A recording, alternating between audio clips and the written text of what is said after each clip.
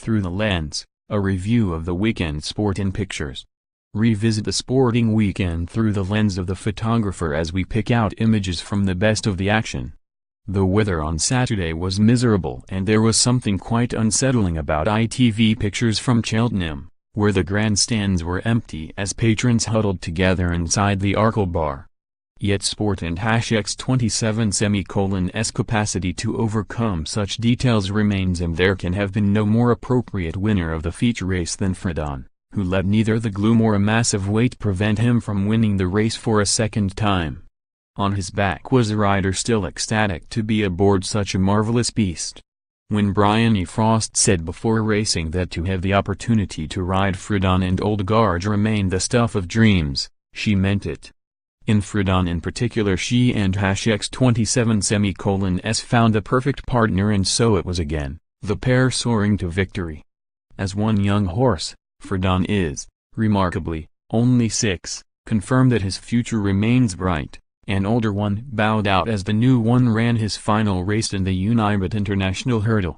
It was a contest he and #27's won 3 times before, and there was hope that a return to Cheltenham might reignite the fire which made him a wonderful asset for Team Twist and Davis.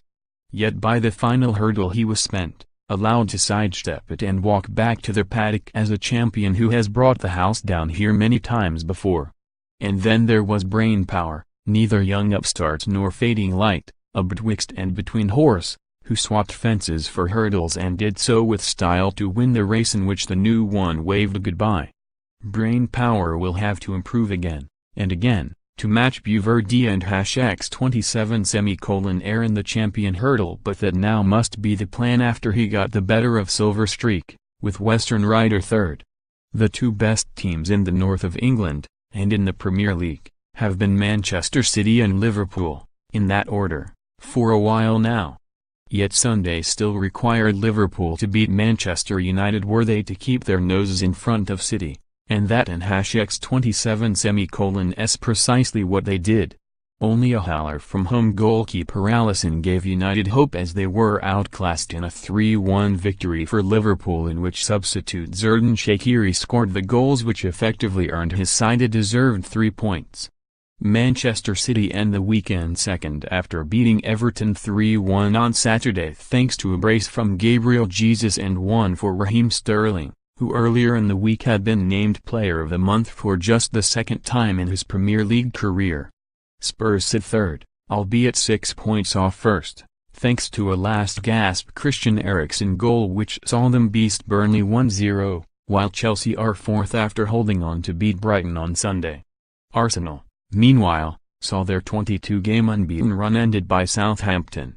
David Lipsky had been in fairly miserable form prior to the Alfred Dunhill Championship, but despite a late double bogey the American held his nerve to complete a 2-stroke victory over David Drysdale. It was a dramatic renewal at Leopard Creek, where favourite Louis Oosthuizen was a never-threatening 7th, the fancied Charles Schwartzel missed the cut, and defending champion Brandon Grace went from bang in the mix to out of it altogether when he made a 7 at the 9th hole on Sunday. At the top of the leaderboard, Lipsky avoided such mistakes in the main and followed in the footsteps of close friend and compatriot Kurt Kitayama, who had triumphed in Mauritius just a fortnight earlier. Also, in golf, a poor final round cost Justin Rose the chance to eat his Christmas dinner as the world and #27's top-ranked golfer and at and #27's Brooks Koepka, who will instead enjoy such an honor. Rose had appeared on course to comfortably return to the top of the rankings in Indonesia, despite never looking like defending his title, which went to Poomsack Sengsan. However, the tank ran empty on Sunday, and wherever Rose tees up next, he and #27's have eyes on a return to number 1, where he and #27's now spent 3 brief spells. Some cynics had suggested that Rocky Fielding was chosen as Saul and #27's Canelo and #27 Alvarez and #27's first opponent on DAZN to ensure that it was an impressive debut for streaming subscribers. They were probably right, and it took less than 3 rounds for the Mexican to once again demonstrate his extraordinary speed and power, stopping the outclassed Brit to add another title to his collection. It was only a matter of time before darts and #X27, link up with, well, beer, caused some kind of controversy, and it arrived on Saturday night. Making his way to the Osh, two-time world champion Michael van Gerwen was doused with some sort of cheap but expensive lager, deciding then to head backstage and compose himself before returning for his walk-on. With the perpetrator ejected and subsequently barred for life, good luck policing that one. MVG put in a solid performance to win 3-1 and progress to the third round. On Sunday, Dave Chisnall and Josh Payne played out the game of the tournament so far, the former scraping through having trailed 2-0. That and #X27 S still arguably second when it comes to comeback of the weekend, which goes to Mark Allen after he beat Daniel Wells 6-5 to reach the Scottish Open final.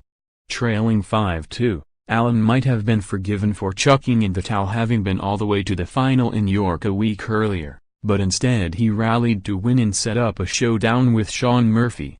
His efforts looked set to pay off and then some as Allen took the initiative on Sunday.